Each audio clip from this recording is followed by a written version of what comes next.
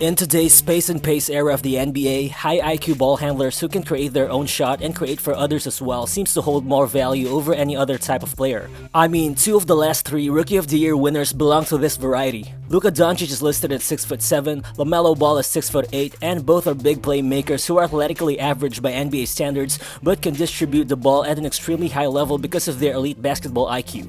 And 6'8" point guard Cade Cunningham, who is considered to be the consensus top pick in the 2021 NBA draft, belongs to that same group of huge point guards. He's an extremely talented facilitator who'd be able to run an NBA team from day one because of his elite playmaking skills, and he can do much more. He can also light up an offense with his 3-level scoring, and he can even make plays on the other side of the floor thanks to his 7-foot wingspan and mature defensive instincts.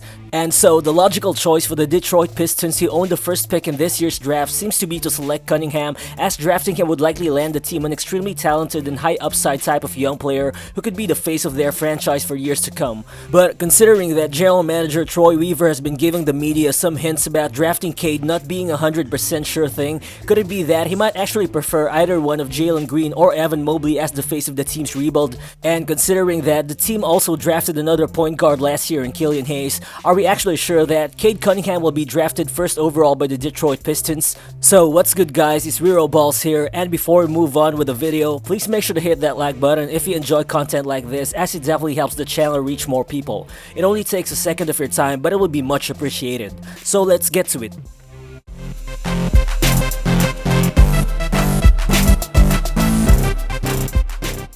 While for sure, Cade Cunningham might not exactly be a LaMelo Ball in terms of passing wizardry or a Luka Doncic when it comes to having an out-of-this-world ability to create shots, but in today's NBA, having an oversized ball handler who can constantly run the offense while being both a scoring and passing threat out of the pick and roll has its obvious advantages for any team. Well, just like LaMelo Ball and Luka Doncic, Cunningham will enter the NBA already an excellent playmaker, as he has already developed a good command of when to pass the rack and how to effectively deliver those dimes. Cade was able to consistently execute cross-court passes or even pocket passes to moving teammates, even against double teams or even over the outstretched arms of his defenders in college. But what separates Cunningham from Ball and Doncic is that he will enter the NBA already a polished floor spacer. I mean, he shot 40% from deep on almost 6 attempts per game in Oklahoma State, which shows that there's a lot of optimism about this guy being able to immediately fire on all cylinders as soon as he enters the NBA.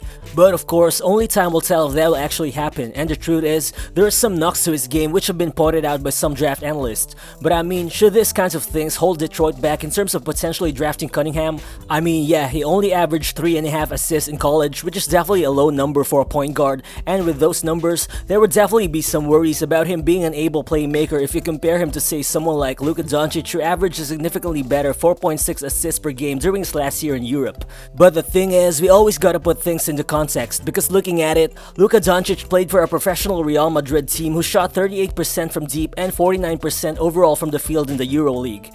And in comparison, Cade Cunningham played for an Oklahoma State team that only shot 30% from deep if we're going to exclude his excellent 40% three-point rate. And so this shows that looking at the numbers alone won't tell you the whole story. And I mean, even based on the eye test, Cade's passes don't look inaccurate or anything. His dimes usually come fast and they mostly come at the right time, but it's just that his teammates aren't usually draining those shots coming out of his cross-court passes or his kickouts. But just imagine him kicking the ball out to competent shooters in Detroit who can also attack closeouts like Hamidou Diallo, who shot 39% from deep last season, or Saddiq Bey, who shot 38% from deep himself.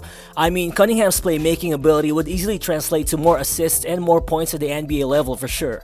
But further, there are also criticisms about Cunningham's decision making, which stems from his 4 turnovers per game average in college, which is a pretty bad number. But of course, we know that the basketball court in college is so shrunk size-wise compared to that of the NBA, and this definitely puts a 6'8" ball handler who covers a lot of space and who is constantly hounded by defensives like Cunningham in a huge disadvantage in terms of creating for himself. And so, I think it's sort of understandable why he racked up a couple of unnecessary turnovers here and there in college. So ultimately, I think there's a reason to believe that turnovers wouldn't be much of an issue for Cade in the NBA, considering that there will be much more space for him to operate in a setting where he would potentially get to play with guys like Jerami Grant, who defenses will also have to worry about.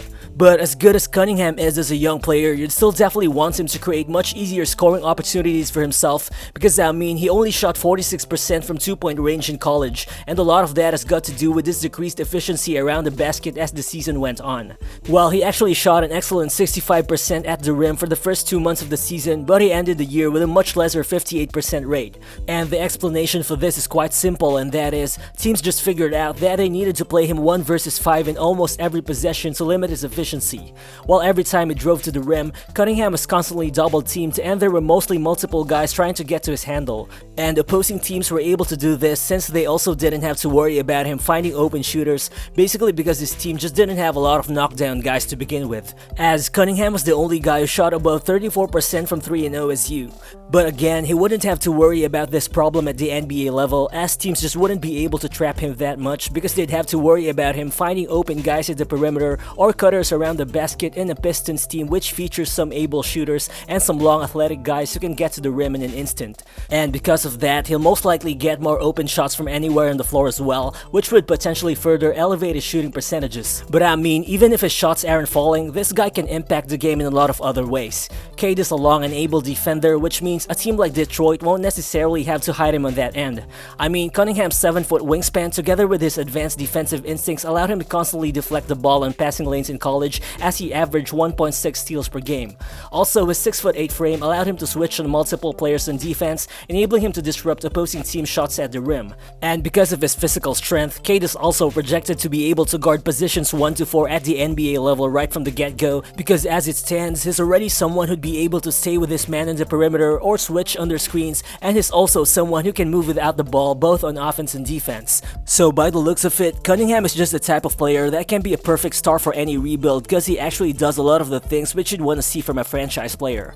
Well, I mean, Zion Williamson is definitely a unique talent who came into the league as a very highly rated prospect, but the problem is you'd have to find specific types of players to put around him if you're making him the center of your rebuild, and we're actually beginning to see how things are becoming more difficult in New Orleans. But I mean, the Pistons won't have that problem with Cade, as his versatility won't necessarily limit Detroit's choices in terms of player acquisition, because they'll actually know that this guy can impact the game in a lot of ways alongside almost any kind of player, even when he's not dominating the ball. And also because of that, I think his fit with Killian Hayes in the Pistons backcourt won't necessarily be an issue if Detroit really wants to draft him. Because first things first, I don't even think Detroit is already at that point in their rebuild where they actually need to draft based on fit to begin with.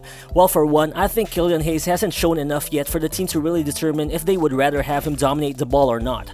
I mean, he only played 26 games last season, averaging 6.5 points per game on a poor 35% shooting clip. Well, for sure, those numbers aren't necessarily his fault, since it's not that easy to transition to the NBA as a 19-year-old rookie point guard, especially when you've been practically hurt the whole year. And for real, Killian Hayes has the frame and the skill set to be a great fit next to Cunningham. Just like Cade, he's also a big combo guard at 6'5", who has the tools and the physicality to be able to guard all perimeter positions. And more importantly, he has shown glimpses of being able to play off the catch in limited moments last season too.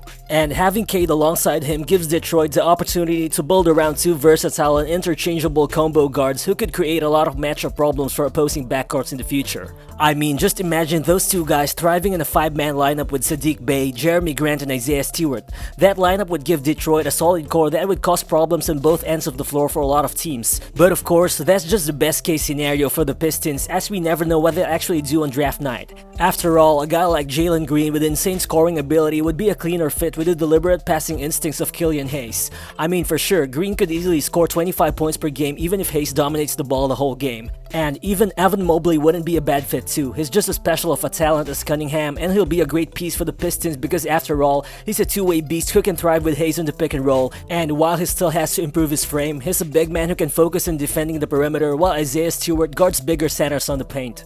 And for sure, both Green and Mobley have tons of upside, and drafting either one of them would probably still be good for Detroit, especially when you're accounting for development and patience. But to me, it's just hard to pass on a guy like Cade Cunningham, who at this point appears to be good enough to make an immediate impact as an NBA starter from day one, while also having tons of room to grow as a legitimate superstar, which makes him the safest pick out of everyone else in this draft regardless of potential roster fit. But at the end of the day, Troy Weaver and the Pistons front office will know what's best for the team. And if Detroit ultimately ends up drafting Cade Cunningham, it's not gonna be just because he's the safest pick, but it's gonna be because Troy Weaver thinks that is going to be the best player from this draft class when everything is said and done. So, do you guys think the Detroit Pistons will definitely draft Cade Cunningham #1 overall? Feel free to share your thoughts in the comment section below. Again, this is Rero Balls, and I'll see you on the next one. Peace.